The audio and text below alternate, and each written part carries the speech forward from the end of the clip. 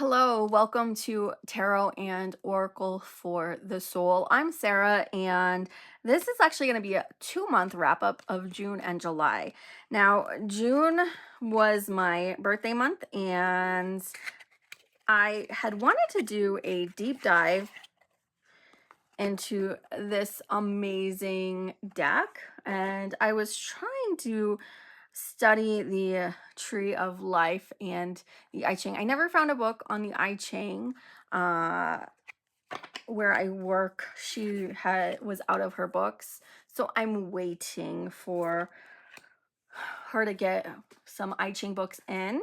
So I didn't pull a card every day, but I did work with this one. I was using the book from this, The Tree of Life Oracle by David Wells. So I was using the book for the Kabbalah information. I was diving deep into these symbols right here and looking at the astrology. So I was reading about the astrology of the card, the I Ching, and the Kabbalah Tree of Life. So that's what I was doing, except like I said, it was my birthday month, so I didn't do a card a day. I wasn't very good about that. But I really wanted to deep dive into this Thoth-based magical system deck. And then Summer from Astaria Sen with her fairy, I kind of wanted to participate, but I knew that I wasn't in the headspace. But at the second part of June, I was using this deck, and the images are just so beautiful. I love this. Look at that Seven of Autumn. Have patience and don't worry. Take time to rest and plan your next steps.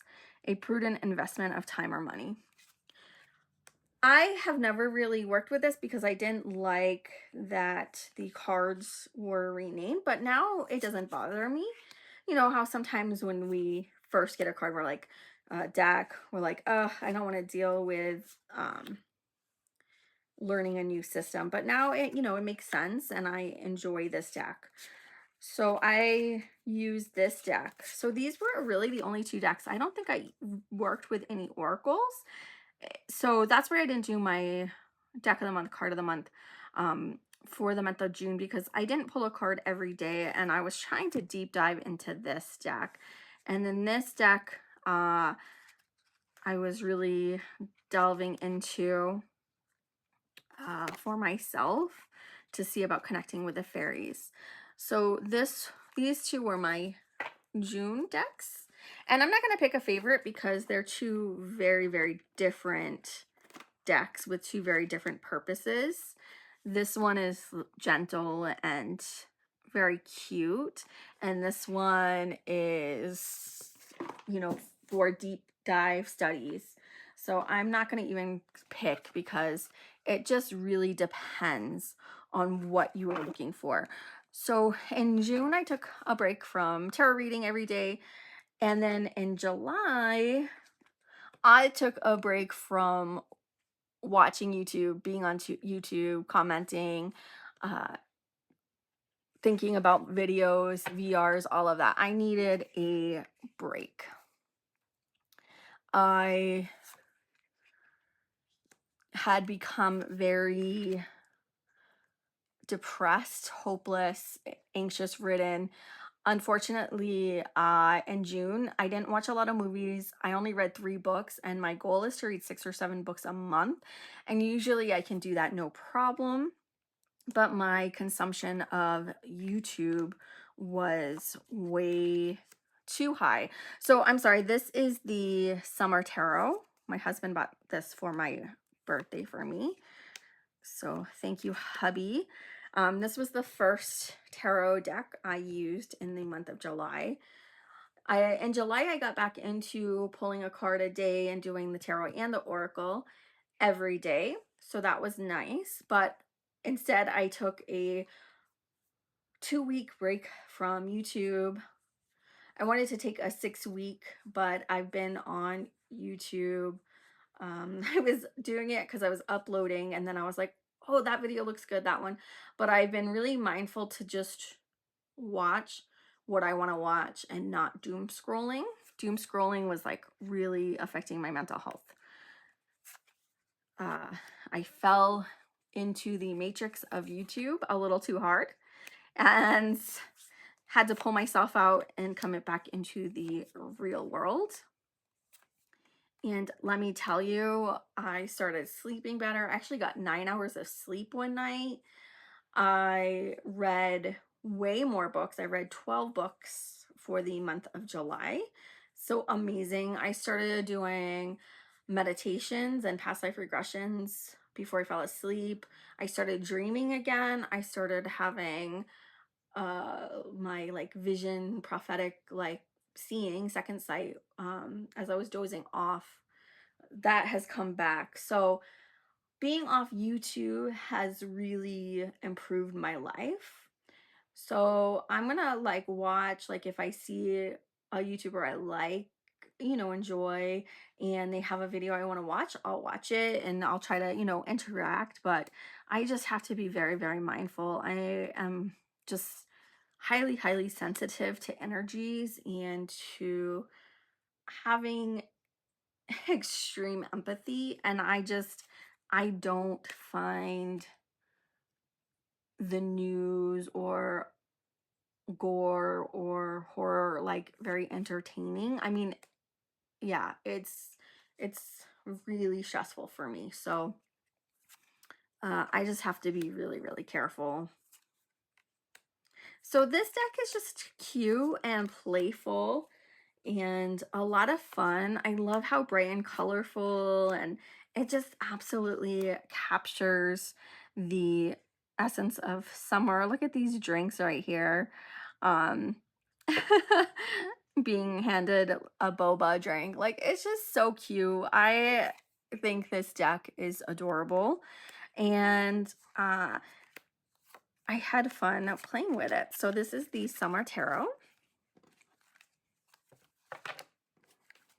And I paired the Summer Tarot, let's see, with the Lilith Oracle, which is kind of a weird combo, right? But hey, I wanted to use the new decks that I had bought or were bought for me for my birthday.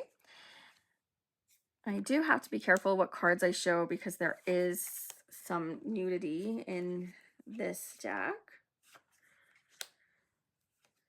Really, the best thing about this oracle is the book. The book is so smooth and so soft. The book is amazing. The write-up is excellent. And this is a really great deck for shadow work. So this, not so much a card of the day, maybe a card of the week or card of the month, and do the work on it. But it is a powerful and transformative oracle deck. So it's interesting playing with that one and then this like light and fun. Sometimes you just need the balance of light and dark. And that's actually what I've been getting a lot of lately, is that we need balance. Now, the second week, I used the City Labyrinth Tarot. And I went into like great detail about this deck in the walkthrough. And look at the backs, the graffiti backs. I love the artwork on this deck and the images and just the readings were good. The booklet, like I don't necessarily agree with everything that was said. It was pretty abrupt. Like, so Ace of Wands, the upright card, signifies luck, money, activity, career growth. That's fine, like straight and to the point. Like this deck is a very like straight shooter. There's no BS, there's no filler, no nothing. It's just like pierces you through the soul, through the heart, through the mind, whatever. The reverse card indicates apathy, melancholy, troubles, and failures at work. So it's just very blunt and very direct and to the point. So if you're looking for a deck that has amazing artwork, lots and lots of detail, just every time you look at this, you see something new in the cards. Amazing quality. I like the flexibility of the cards. You can shuffle them any way you want. They're not going to get broken. You want nostalgia for early 2000s city life, especially New York City, then this deck is for you.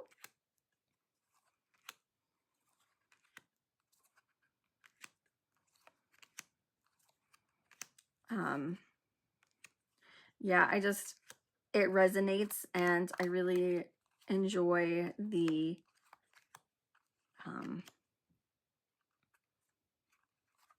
updated symbolism and pictures of the cards. Like, this is the Wheel of Fortune, is one of my favorite Wheel of Fortunes of any deck. So amazing. And I paired the City Labyrinth deck with another city oracle. This is the City of Dreams. Both of these I purchased off of Etsy, and the Lilith one I got off Etsy as well. This little booklet is tiny. And like, I'll just read one. Level up. This is your chance. It's time to take the leap and become the next version of you. You've taken the necessary steps to get here, and now is the time to move to the next level. New, beautiful views await you on the top floor. It may take some sacrifices, but this exchange will propel you to new heights you've only dreamed of. Shed insecurities and anything holding you back from becoming the best, boldest version of yourself. This is a big shift. You'll need to stop telling old stories that are keeping you stuck and start telling new ones that lift you up. What do you have to let go of to get to the next level? What will that sacrifice bring? What is the leveled up version of yourself like? You're about to become it. So that's really cool. I like that. Look at the backs of the cards. Again, another really great quality, like very bendy. You can shuffle any way you want. I love the colors and just how bright and girly and like fun this deck is. There's no people in this deck. It's objects. Well, there's cats. So love that. The bodega cat. I like this see you on the other side going into the nightclub. So fun. The crossroads. Springtime. Renewal. I love spring in New York City. One of my favorites. Community. Eyes on your paper. The coffee. I love that latte cup. So cute. So it's all kind of, it's objects. The elevator, record players. Another one of my favorite cards, Thrift Shop Magic. The Grind. We have 1111. So here's the Level Up card. So yeah, these are all items. So there's nothing like, there's no people. The gilding is pretty. So this deck is just like a fun little deck, and there are some really good prompts. It's not just like a superficial, like cute deck. Like, it has some substance to it, which is nice.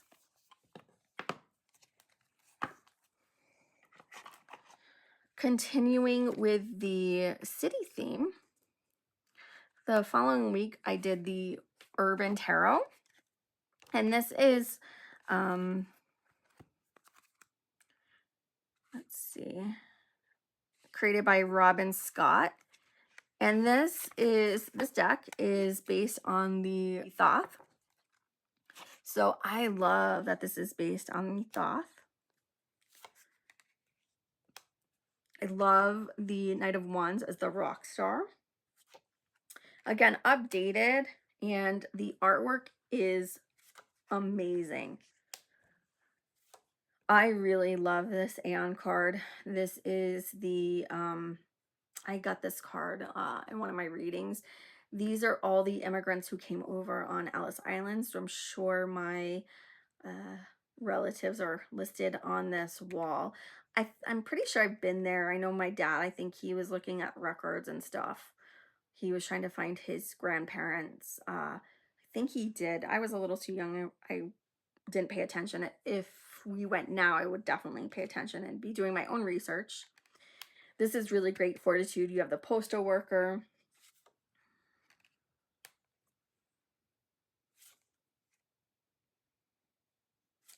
Look at this science card, like so cool. So I really love that Robin created the art based on, and the deck based on the Thoth, and did try to use some symbolism in there. I think this deck, the artwork is also very beautiful. And this deck is deep, and I really like, the book is amazing. It's a really great balance of about the card and what it means, and then talking about the artwork. And Robin puts when the artwork was completed. So let's read.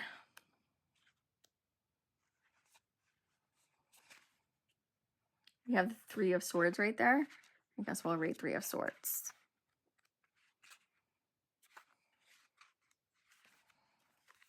So this is the Sorrow card.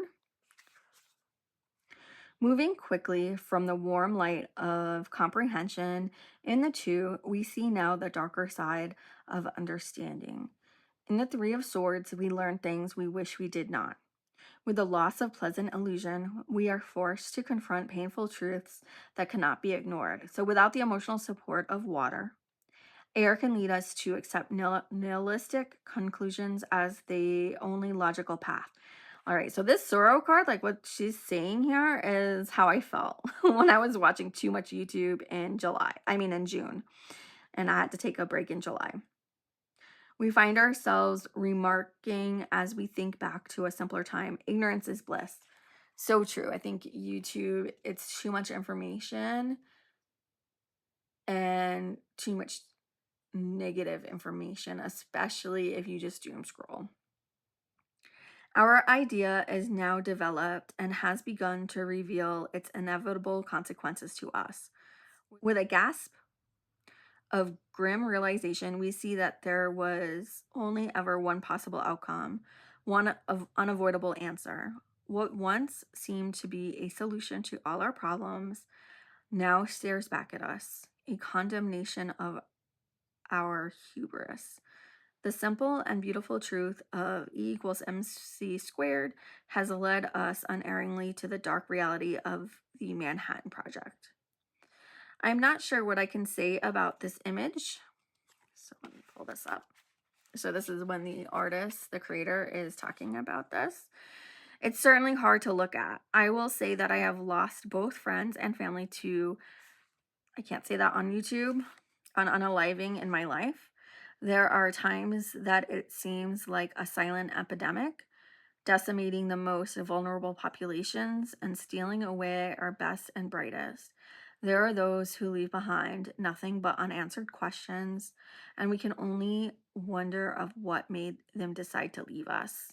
So this painting was completed in October of 2003. I just really appreciate the attention to detail, and then discussing the images of the deck. And let me read to you about Robin Scott. Is an artist, illustrator, graphic designer, and web developer. She is a transgender woman, a feminist, a radical optimist, a futurist, and a utopian socialist. She is also a hostess, a chef, a comic book fan, a gamer, and a huge geek. She lives with her wife in a castle in the sky on the Upper West Side of New York City. More of her work can be found online at robinscottart.com. I just think this deck is phenomenal. The book is amazing and just really well thought out and put together. Robin has put her own spin on the meanings and then has really just taken a lot of time, creating these artwork, these paintings, these drawings takes just so much time and dedication. And look at all the detail. Like this deck, top 10, hands down. I love it. Love this deck. I think Robin Scott is an amazing artist, very thoughtful, and definitely knows her thoughts.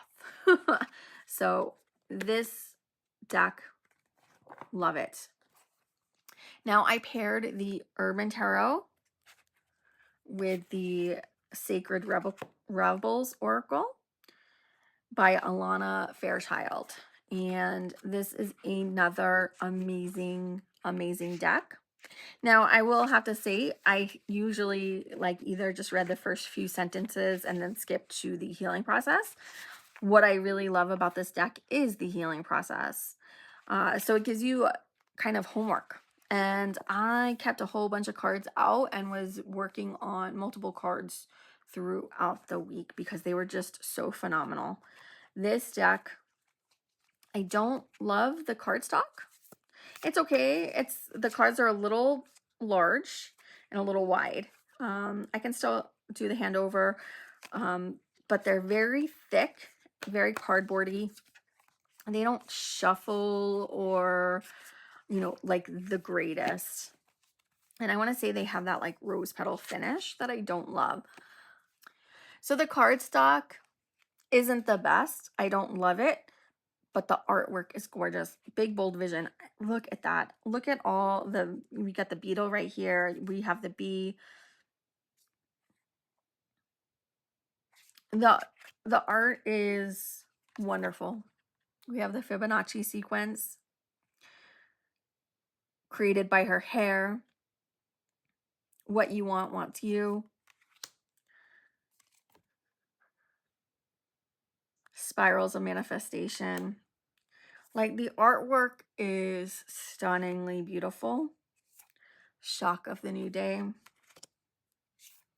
Defend to the end.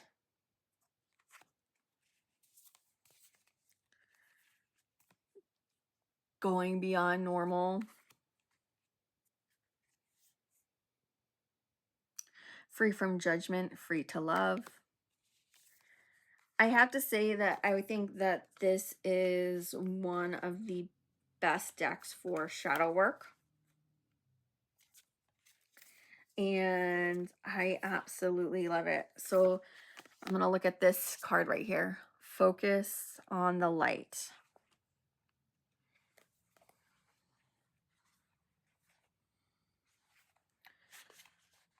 So we have all this right up. I'm not going to read that all to you, but look at how many pages that is. 1, 2, 3. And then we have the healing process. So it says, imagine that a huge sunflower is following the sun from sunrise to sunset. Imagine a golden arc of light being created by the gently moving head of the sunflower. The arc of the light flips upside down to become a vessel filled with golden energy that drops down like a rainfall of energy from the golden orb of the sun. Imagine you can bathe in the vessel of golden energy. It feels good. Stay with that good feeling and let it settle in your heart. In your own time, just open your eyes. You have completed your healing process. So it's little things like that with each card, couple of paragraphs, and it's amazing. So I did pull a different card every day, but I would do each healing every day. So by the end, I was doing 7. So I would, again, this wouldn't be so much a card a day deck, more of a card a week or card a month until you feel like you have assimilated that information of what the card is trying to tell you. So this deck, the Sacred Rebels Oracle, if you are trying to heal yourself, amazing. Like absolutely one of the best oracles for shadow work, for healing on the market, and so far, it's one of my favorite oracles of the year. And then the final week, the tarot deck I used was the Akashic Tarot by Sharon Ann Klingler and Sandra Ann Taylor. Now, again, the cardstock isn't the best. I like the colors of the backs. It's got that like velvety finish, which that term is, you know, stuck in my, I can't remember the name of what it's called, like the rose petal finish, I think is what it's called. Yes, rose petal. And they're a little thick. Shuffling is okay. And again, the cards are on the larger side, but not too big. I can still do, they're not as large as the Sacred Rebel cards. Let me pull that out for you. So here we have the Sacred Rebel, and here is the Akashic. These actually feel thicker than the Rebel. Oh wait, I have 2 cards, that's why. So you can see how much larger. And then I'll take the City Labyrinth, which is closer to a normal tarot size. So you can see just how much larger the Akashic Tarot and the Sacred Rebels deck is.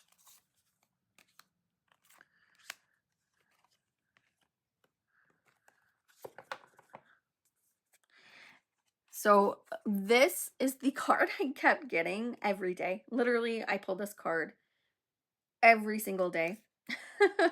And I took it to mean that it wasn't time for me to go back on YouTube to post. That I am in a holding pattern. And so last month I was all about reading into all the different symbols on the Thoth deck with astrology, the I Ching, the Kabbalah, and then the tarot card itself, and how it all like comes together. This month I have become obsessed with human design, and I found out that I am a like role model, like outer and then inner is hermit. So this card just really goes with that. I really need to step back from society and from, you know, outer life from time to time and evaluate my own ethics, integrity, value. Like, what do I value in life?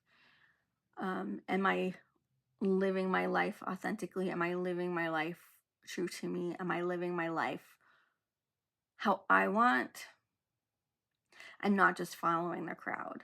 And just taking a time out and reconnecting and going inward is really important for me. So the fact that I got into human design this month, and I kept around the same time I kept getting this card the same week. So I find that really interesting because as a Gemini, I do know that I have that duality. And that was the other thing in my human design, is that I have 2 distinct voices. And I mean, that's probably my Gemini, right? I have a very extroverted outer persona, and then I have a very introverted personal persona. I love to read, and I always have. Like, I can stay in and just read, or sit outside and just read for hours, for days. And then I also like to go out to clubs, and I like to go to bars, and I like to be social, and I like to meet people. So I have that duality of being very social, loving people, loving meeting people, helping people. Like, it's just really important to me, but I have to have that balance. So this deck, I mean, I didn't get to really dive deep because I literally, what are the odds, pulled this card every day. And this is another deck that they have changed the minors to different things. So we have like the scrolls, we have No, that's the major. We have roses. We have keys. In the majors, we have the archangels.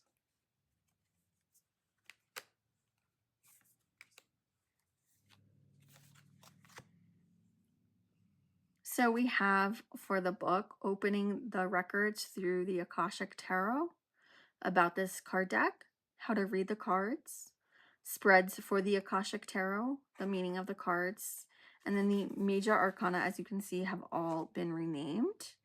We have for the Fool, the Oracle of Delphi, and so on. And then the minor arcana are the scrolls, roses, forces, and keys.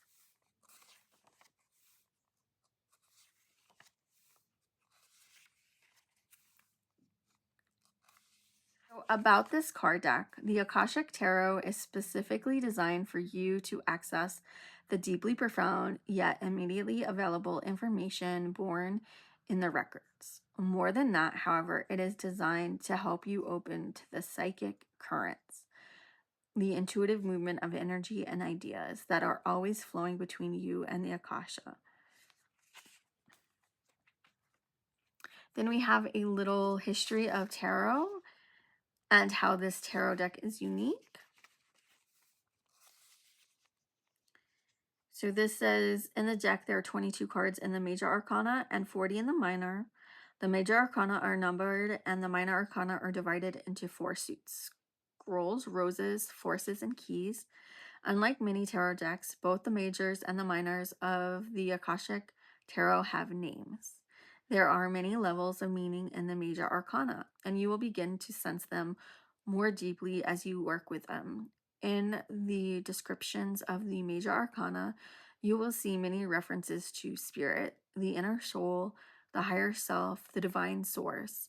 This is the essence of being. To do an Akashic Tarot reading that addresses only the mundane world would be similar to giving a reading to a suit of clothes without anyone in them. So I do want to do some of the spreads. They look really good. We'll get to that in a second. So then it has the suits of roses is relationships, emotions, families, children, homes, personal and inner conflicts, and communities and life. The suit of scrolls reflects the world of mind, communication, and study. The ancient Hebrew and Aramaic words for scroll, sepa and separa, also meant book and reading, and stem from the base word sapra, which meant scribe. It was the scribe who wrote and had access to all the records. The suit of scrolls holds within it the arts, written history, science, philosophies, maps, messages, and all manner of information and communication. The suit of keys represents the value, wealth, success, worth, abundance, career, authority, confidence, achievement, and power that you can experience and express in your life. The suit of forces is all about energy, consciousness, and natural law. Natural law states that consciousness creates reality and energy attracts like energy. The people of the minor and majors. So all the people shown throughout the minor and major arcana, including the queens, kings, ascended masters, and angels, can represent individuals in your life or in the life of the person you're reading. Some of these may be significant participants, and others might be more peripheral. They can represent love interests, friends, coworkers, parents, business partners, or any other type of relationship. The situation in the card, the occupation of the individual, or the temperament of the person, as well as the position the card holds in the spread. All right. So as you see, we have angels and archangels and ascended masters in the cards. We have how to read the cards, phrasing your questions, preparing for a reading, a mini way to tap into the Akashic records.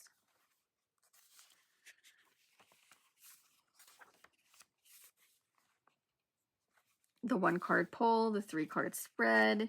We have the pyramid spread.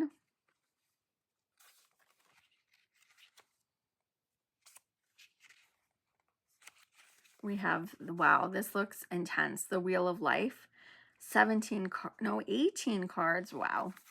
I don't know. That seems like a lot. That's like a once a year spread. All right. So this deck, I have to play with it more and deeply, and it's good for self-reflection. And if you are doing Akashic readings and want information like a deeper spiritual level, basically this is a deck for reading for yourself, I think. Or if you're interested in getting into the Akashic and playing with that, like this is a good book. But it's definitely not like, for me, it wouldn't be an everyday tarot. I paired it with the Phoenix cards. Now this is by Suzanne Shepherd, illustrated by Tony Taylor. And so it was really interesting to pair this with the Akashic Tarot. This deck is really, really in-depth. Really, really great. There's not a lot of cards. And it was interesting. I kept getting like the same cards. This one, I think it was this one. And this one kept coming up as well. It's interesting how the same cards kind of kept, and then I got this one once too. Actually, I think I got this one because that's only 4. So I got this card twice. I got this card twice. And I think I got this card twice. It's interesting, like I kept getting the same cards over and over again, even though I was shuffling. But those cards had information they wanted me to look at. So you can either go in the front of the book, and the write-up is so in-depth. You get 3 solid pages for each write-up.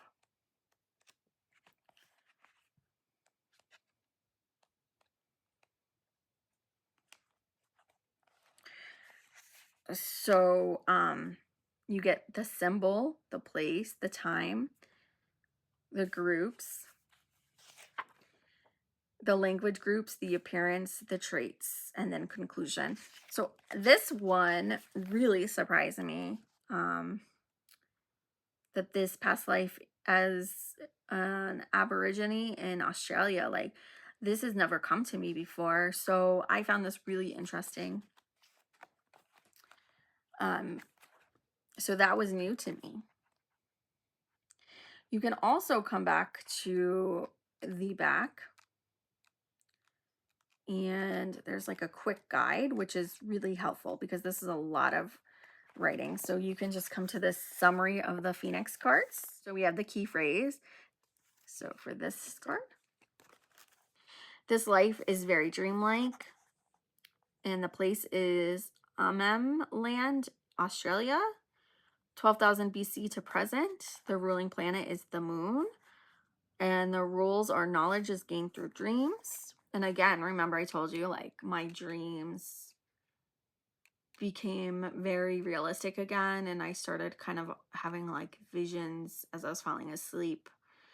I actually had a really scary vision, and it would have scared me probably a year to 5 years ago. Like I would have been terrified, and now I'm just like, okay, I just have to take care of it.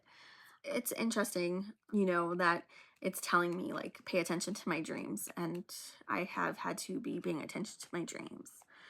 So it says traits: a keen interest in the hidden messages of dreams, psychic abilities are highly advanced, out-of-body experiences or lucid dreaming are common, a tendency to drift into the past where memories are either sentimental or sad, will not force an issue, interested in archaeology, anthropology, metaphysics, or history. So for me, I was a women's studies major in college. I say that that's a history subject, because it's just focusing rather on his story. It's focusing on her story. So I do love her story. And I'm obviously really into metaphysics, and I know my dreams. I have some crazy prophetic lucid dreams and out of body experiences. So we all know I love this deck. I think it's amazing, and I want to dive into this more. This is another one. These two decks I'm not done with. It's, I want to dive deep into these. But I would say that for the month of July, I will pick my deck of the month for Tarot and Oracle. Can you all guess what I'm going to pick? Tarot deck of the month is the Urban Tarot. The card stock is flexible, bendy. The cards are like a little bit longer. So this is the City Labyrinth. So you can see it's a little bit wider and quite a bit longer, but I can still shuffle. Like, I'm really stretching my hands here. So here's but because they're thin, they're not as wide as a lot of Oracle cards, I can still shuffle these pretty easily. I'm picking this because look at that, the sorrow again. Just so fitting for how I started out the month of July. It's not how I'm ending. I'm going to say the ending of July so far is this victory, because I met my reading goals. I stayed off YouTube for 14 days straight. I have been back on since, but I am being very, very mindful. So anyway, I love the artwork. I think the book is amazing. Right now, what's bringing me comfort is not being on YouTube, going to the lake, and just being at the store, giving readings, helping people, and then just hang out with my pets and my husband, and journaling, lots of journaling. The insomnia has come back. It's interesting. I really should not be on YouTube. The last 2 days I've been back on watching some videos. I've only slept 5.5 hours again. So it's interesting that being on YouTube is contributing to my insomnia. But yes, so this is my tarot of the month, and my oracle of the month is the Sacred Rebels Oracle. The Lilith's Oracle, this deck is pretty good. It's also good, but this deck, even though the cardstock and the cards are not my favorite, the artwork is beautiful and the book is phenomenal. The book is just so good. It's amazing. And if you do like to read, which typically I do, but I think it's a lot of blah blah. Just take me to what I have to do. Like, look at this healing process. Like, I haven't read this one. This receiving, holy moly, y'all. Like, that's a whole over full page. Luckily, I didn't get any like that. I got the short couple paragraph ones, which is fine with me. July was better for me, and I was more focused. I was able to jump into doing the different card pulls a day. I had more emotional space for that. Like I said, I've been deep diving into learning about human design, and I think it's amazing that last month I was working with the deck that the Thoth-based deck, working with the I Ching and the Kabbalah, the Tree of Life, and astrology. And human design combines astrology, Vedic philosophy, the Tree of Life, the Kabbalah, the I Ching, quantum physics. I just am so fascinated with it.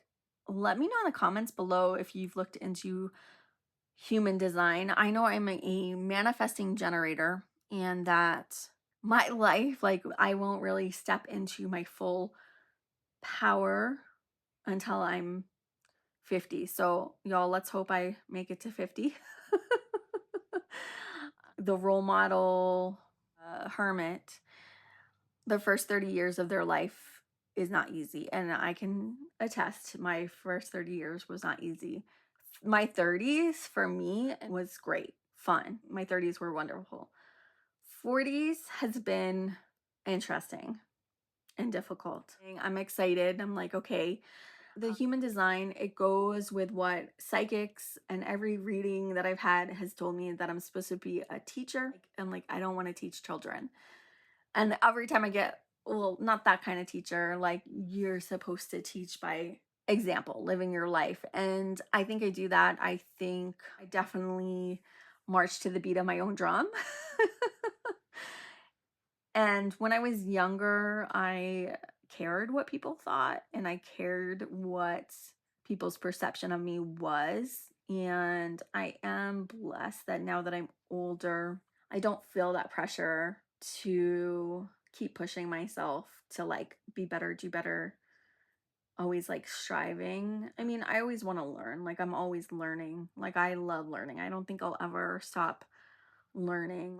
I'm mad at myself that after college, I stopped reading a lot of feminist theory, and I read some in my 30s, but nothing clicked. Like, all the books I've been reading this month, it's interesting. It's an interesting mix of feminist philosophy and theory, as well as metaphysics. I got back into Doreen Virtue, because Doreen Virtue and Marianne Williamson, they were the women who kind of led me down this path.